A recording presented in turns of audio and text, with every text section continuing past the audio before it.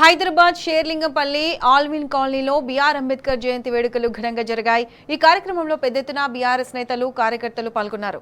దేశంలో ఎక్కడా లేని విధంగా 125 అడుగుల అంబేద్కర్ విగ్రహాన్ని తెలంగాణ తొలి సీఎం కేసీఆర్ ఏర్పాటు చేశారని అన్నారు. బీఆర్ఎస్ పార్టీ నాయకులు ఎర్రబెల్లి సతీష్ రావు తెలంగాణ రాష్ట్ర సచివాలయానికి అంబేద్కర్ పేరు పెట్టి సమున్నత స్థానాన్ని కల్పించామన్నారు. రాష్ట్రంలోని దళితులకు 10 లక్షల రూపాయలు కేసీఆర్ ఇచ్చినట్లు గుర్తు చేశారు. కానీ కాంగ్రెస్ ప్రభుత్వం వచ్చాక రాజ్యాంగాన్ని ఉల్లంఘించడమే లక్ష్యంగా రేవంత్ రెడ్డి పాలన సాగుతోందని విమర్శించారు. ఈరోజు డాక్టర్ బాబాసాహెబ్ అంబేద్కర్ గారి జయంతి సందర్భంగా వారికి షేర్లింగంపల్లి నియోజకవర్గం ఆల్విన్ కాలనీ డివిజన్ నుంచి మా హృదయపూర్వక వినమ్ర నివాళులు సమర్పించుకోవడం జరుగుతుంది.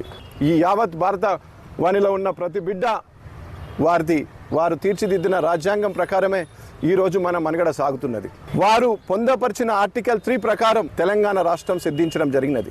మన తెలంగాణ రాష్ట్రంలో వారికి కృతజ్ఞతా భావం థ్యాంక్స్ చెప్పాలన్న ఉద్దేశంతో తెలంగాణ సచివాలయానికి బాబాసాహెబ్ అంబేద్కర్ గారి పేరు పెట్టడం జరిగింది. ఈ భారతదేశంలో 125 ఫీట్ల అంబేద్కర్ బొమ్మ ఉన్నది ఎక్కడ లేదు, ఓన్లీ తెలంగాణ రాష్ట్రంలో ఉంది. అది కేసీఆర్ గారే పెట్టారు. ఇప్పుడున్న ప్రభుత్వం ఏం చేస్తుందంటే అంబేద్కర్ గారికి మనం పెట్టిన 125 ఫీట్ల అంబేద్కర్ భారతదేశంలో నెంబర్ 1 విగ్రహంగా ఉంటే దాన్ని ఏ విధంగా వీళ్ళు మెయింటైన్ చేయాలా? ఒకరోజు కూడా ప్రజలకు దాంట్లో కోనిస్తలేరు.